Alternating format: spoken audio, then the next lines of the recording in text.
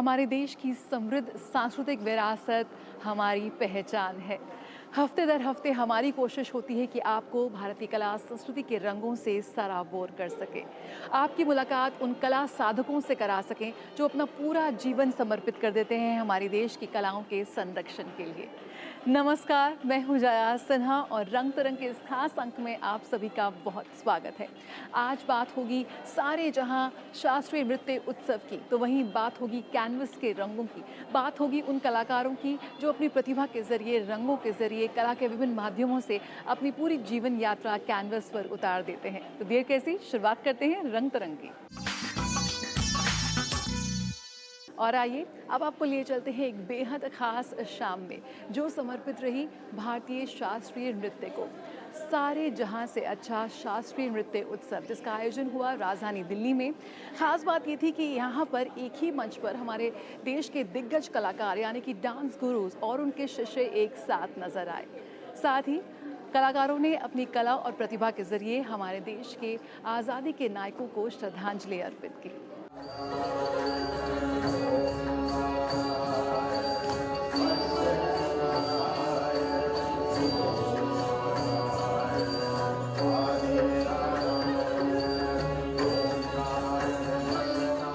ताल से ताल मिलाते युवा और अनुभवी कलाकार एक ही मंच पर। इस दृश्य के साथ आगाज हुआ शास्त्रीय नृत्य महोत्सव सारे जहां से अच्छा का। इसके 19वें संस्करण की शुरुआत हुई नृत्य नाटिका क्षीर सागर महासागर की महाशक्ति के साथ। इसमें दो प्रमुख भारतीय पौराणिक कथाओं चंद्रभागा और मत्स्य अवतार का वर्णन किया गया।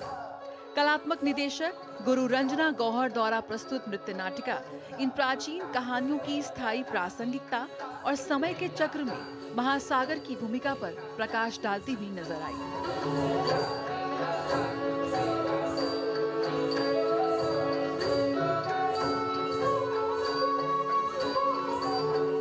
जीवन को बनाए रखने के लिए जल संरक्षण, पर्यावरण संरक्षण, प्रकृति के तत्वों का संरक्षण कितना महत्वपूर्ण है, इस पर भी चर्चा की गई। चंद्रभागा एक प्रसिद्ध उड़िया कहानी है जो चंद्रभागा के दुखद पक्ष को बयां करती है।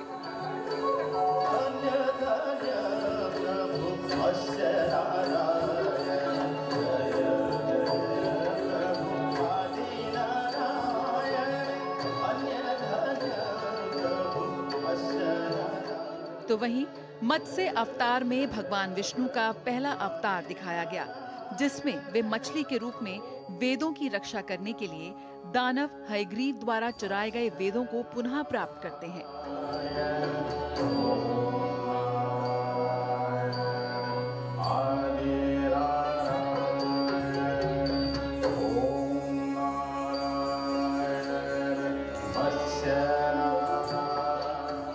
दानव का वध करने के बाद भगवान विष्णु मछली के रूप में वेदों और पृथ्वी को महाप्रलय से बचाते हैं जिससे समय और युगों के एक युग या चक्र का अंत होता है।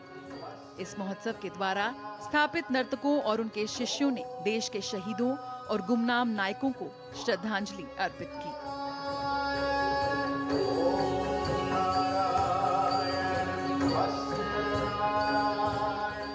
आज की प्रस्तुति क्षीर सागर एक दो माइथोलॉजिकल स्टोरीज को लेके उन्हें प्रस्तुत किया जा रहा है। एक है चंद्रभागा जो कि कोणार्क एरिया से ही आती है और दूसरी है मत्स्य अवतार। भगवान विष्णु ने या भगवान कृष्ण ने 10 अवतार लिए थे। समय समय पर जब संसार में बुराई और अच्छाई के बीच एक द्वंद्व होता है तो बुराई को खत्म करने के लिए पहला अवतार लिया था मत्स्य अवतार। बहुत ही सुंदर कार्यक्रम रंजना गौहर जी ने आज ऑर्गेनाइज किया कॉल्ड सारे जहां से अच्छा। ये परफॉर्मेंस बहुत दिल को छू गई मेरे, स्पेशली जो मत्स्य अवतार जो उनका बैले था। आई थिंक ये बहुत ही दिल को छूने वाला एक उन्होंने आयोजन किया है।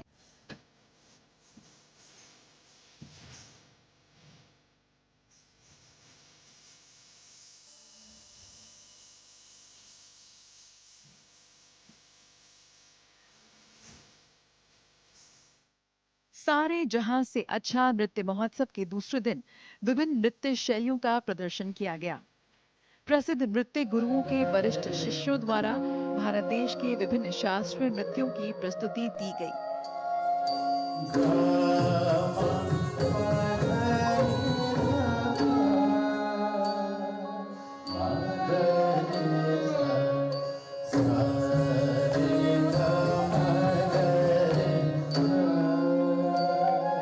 गुरु रंजना गौर की शिष्यों द्वारा ओडिसी नृत्य की प्रस्तुति दी गई। अपनी बेहद खूबसूरत भाव भंगिमाओं के साथ इन युवा कलाकारों ने दर्शकों का मन मोह लिया।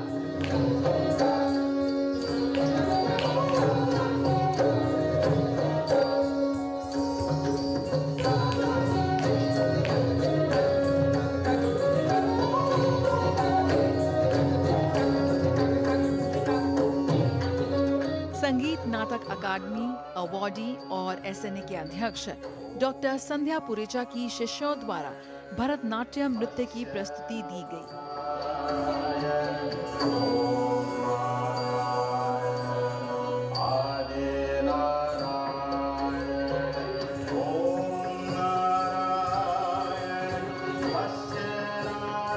पौराणिक प्रसंगों की बेहद खूबसूरत प्रस्तुति ने दर्शकों को खूब लुभाया। गुरु संगीता चैटर्जी और उनकी शिष्यों द्वारा कथक नृत्य भी प्रस्तुत किया गया।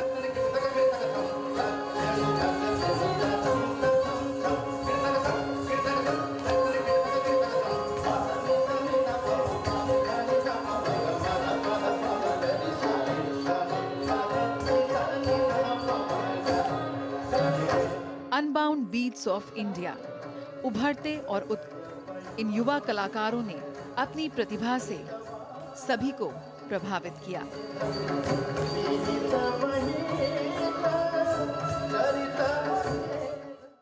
क्लासिकल डांस ओडिसी में पद्मश्री रंजना गौहर एक लेजेंड है।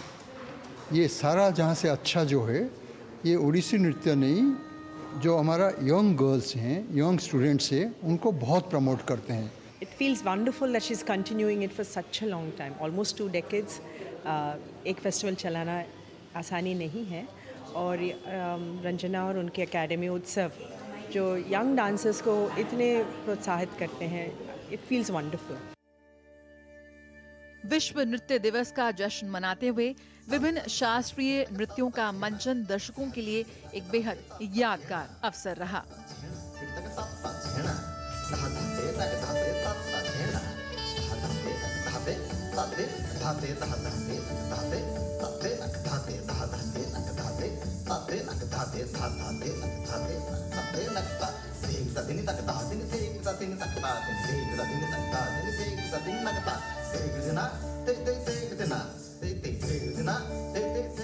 हमारी शास्त्रीय कलाओं के प्रति युवाओं के रुझान को देखना यकीनन एक बेहद सुखद एहसास था।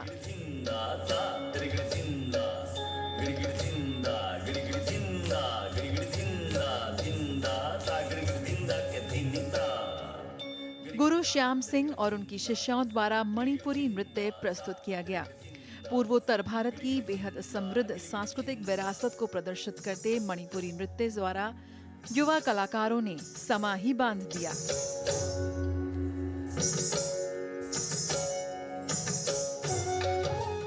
रंग तरंग, डीडी न्यूज।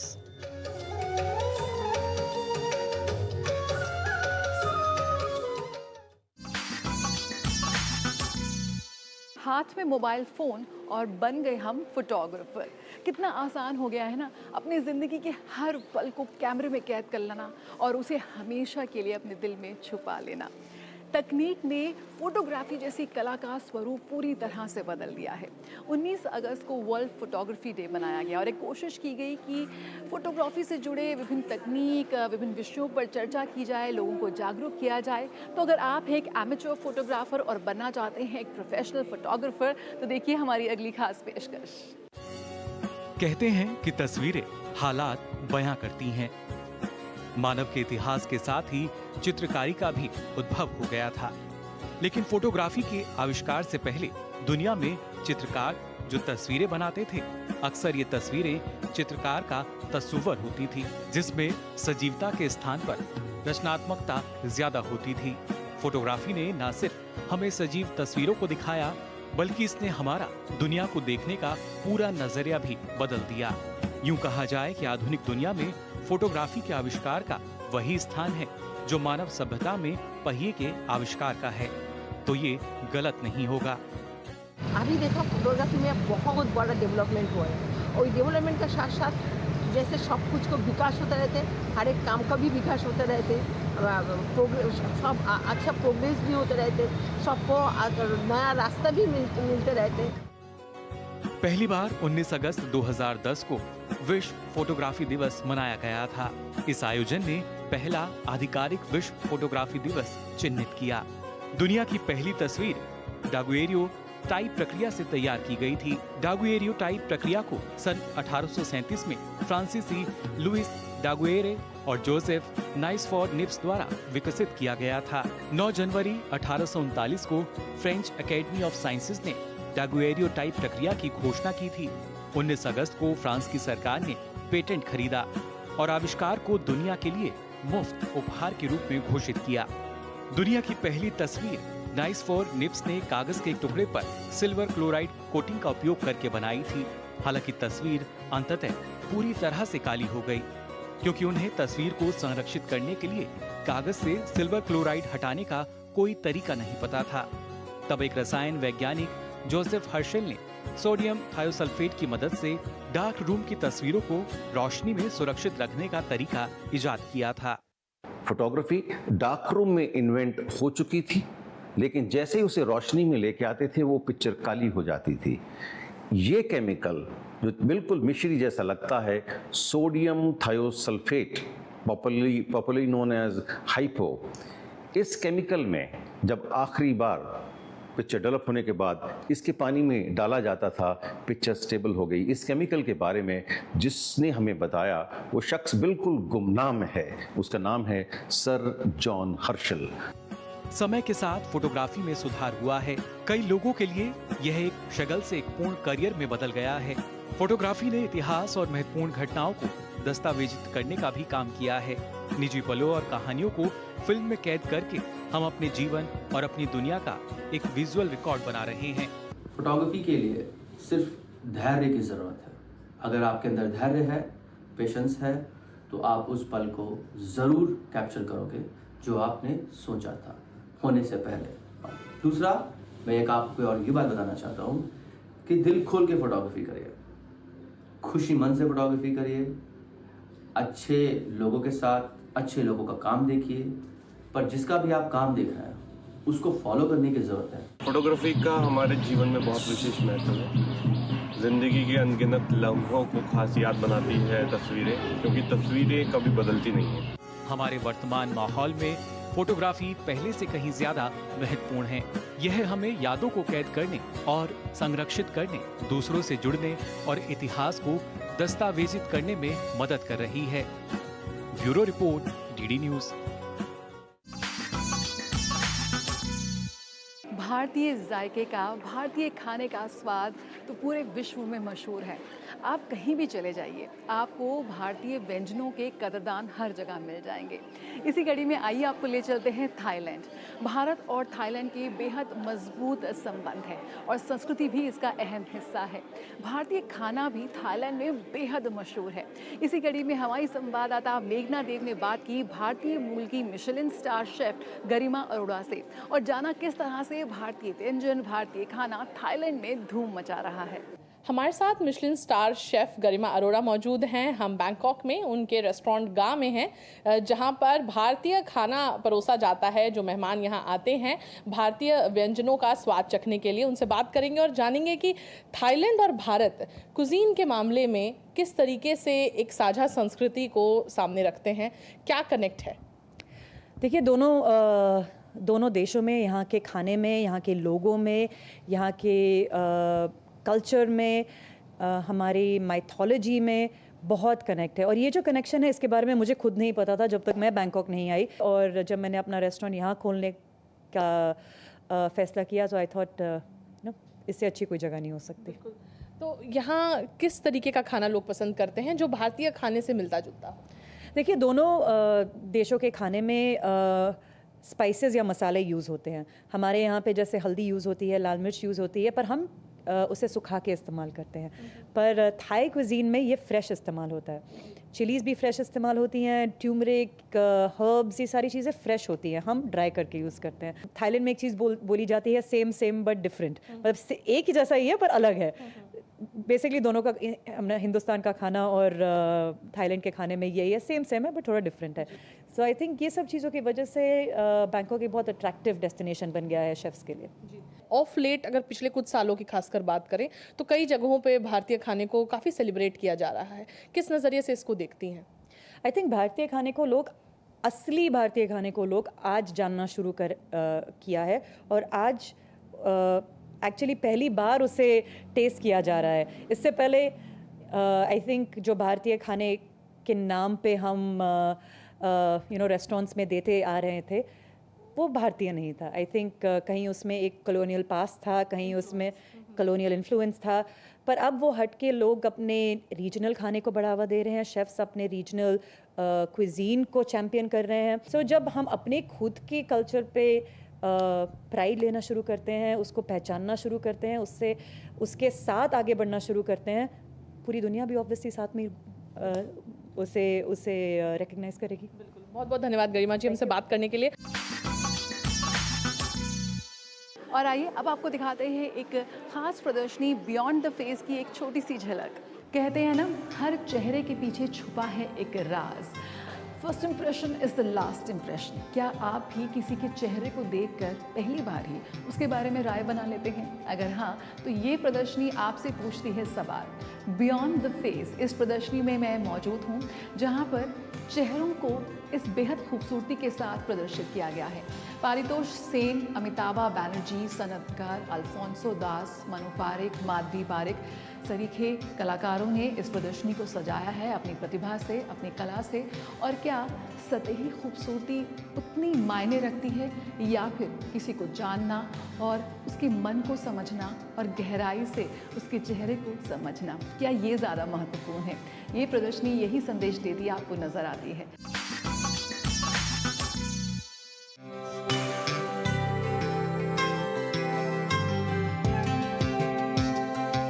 गुवाहाटी के कलाकार चंदन बैज बरुआ का एकल शो शहरीकरण के बीच पूर्वोत्तर भारत के परिदृश्य को दर्शाता है।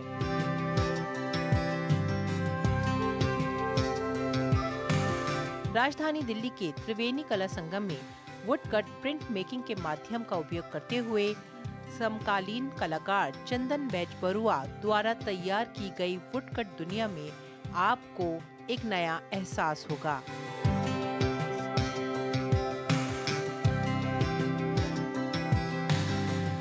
यहाँ पत्ते अपना हरापन खो देते हैं और मानवीय चेहरे एक नया परिप्रेक्ष्य प्राप्त करते हैं। उनकी एकल प्रदर्शनी 20 कलाकृतियां दर्शाती है।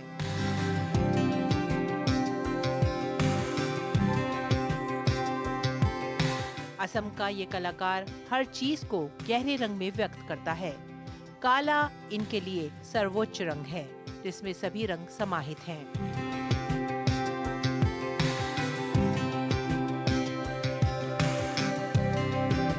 चंदन बैज बरुआ ने प्रिंट मेकिंग में औपचारिक शिक्षा हासिल की और अब वो लकड़ी के माध्यम से अपने कौशल को निखारते हैं। वुडकट्स एक खत्म होती प्रक्रिया है। प्रिंट मेकिंग सीखने के बाद चंदन को लगा कि इस माध्यम की सेवा करना उनका कर्तव्य है। रंग तरंग के लिए सादिया अली, DD न्यूज़।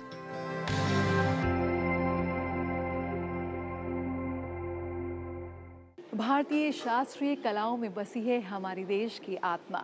पूरे विश्व में भारतीय शास्त्रीय कलाएं अपनी समृद्ध सांस्कृतिक विरासत के लिए जानी जाती हैं।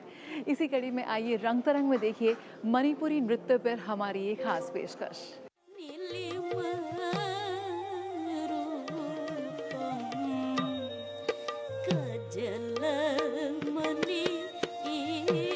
भारत अपनी प्रदर्शन कला, हस्तशिल्प, चित्रकला, मूर्तिकला और वास्तुकला के माध्यम से प्रदर्शित समृद्ध विविध संस्कृति के लिए जाना जाता है। इन कला शैलियों में से नृत्य की प्राचीन कला से भारतीय समाज में एक महत्वपूर्ण भूमिका रही है। इस अंक में हम बात करने वाले हैं प्राकृतिक सौंदर्य से परिपूर्ण व मनोरम राज्य मणिपुर में विकसित मणिपुरी नृत्य शैली के विषय में। मणिपुरी नृत्य भारत का प्रमुख शास्त्रीय नृत्य है। इसका नाम इसके उत्पत्ति स्थल मणिपुर के नाम पर पड़ा है। ये नृत्य मुख्यतः हिंदू वैष्णव प्रसंगों पर आधारित होता है, जिसमें राधा और कृष्ण के प्रेम प्रसंग प्रमुख हैं। अत्यंत आकर्षक वेशभूषा में मंद मंद गति व पदाघातों से कोमलता व सुकुमारता का प्रदर्शन इस नृत्य में किया जाता है। इसका विकास पारंपरिक लाई हारोबा शैली से है। इसमें रास के विविध स्वरूपों का दर्शन होता है, जिनमें बसंत रास, महारास, नित्य रास, कुंजरास, गोपरास, दिवारास आदि प्रकार हैं। इस नृत्य की अपनी अप्रतिम सौंदर्य, मधुरता, कोमलता व आध्यात्मिक अनुभूतियां हैं।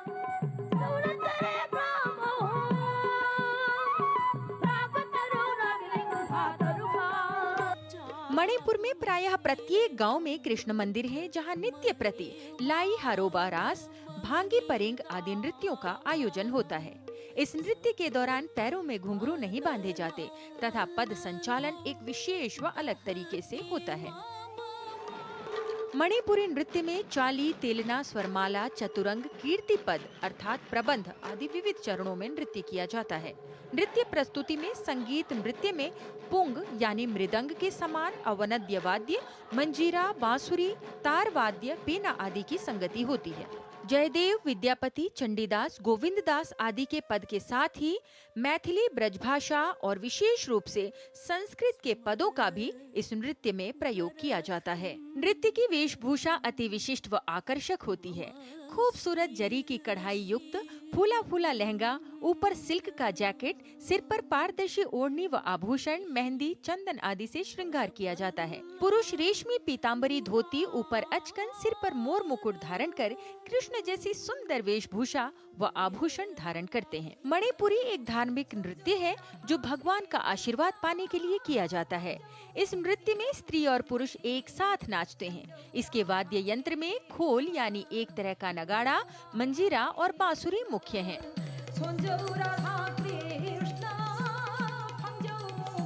गौड़ीय वैष्णव धर्म, उसकी वजह से एक धार्मिक भावना और कृष्ण के प्रति इतनी भक्ति कि आज गुरु लोग भी पूरा जीवन नृत्य संगीत के पीछे दे देते थे, क्योंकि उनकी मान्यता थी कि हम जितना भी कला के द्वारा भक्ति करें कृष्ण, तो कृष्ण जल्दी पाएंगे कृष्ण को। रास और अन्य लीलाओं के अलावा व्यक्ति के जीवन के प्रत्येक चरण को संकीर्तन प्रस्तुतिकरण के साथ मनाया जाता है।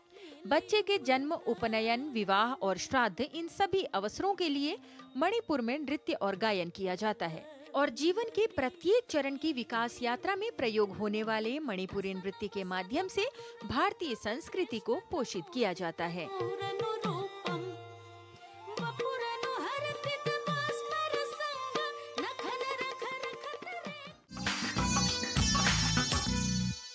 हमारे देश की सांस्कृतिक विरासत को प्रदर्शित करते हुए रंग तरंग के एक और एपिसोड के अंत में हम आ चुके हैं। मुलाकात होगी आपसे अगले हफ्ते इसी दिन इसी वक्त पर। तब तक कोशिश कीजिए कि कला के किसी न किसी रूप से आप खुद को ज़रूर जोड़े रखें। मुझे मेरी पूरी टीम को दीजिए इजाज़त। अगले हफ्ते इसी वक्त पर फिर होगी आपसे मुलाकात। नमस्कार।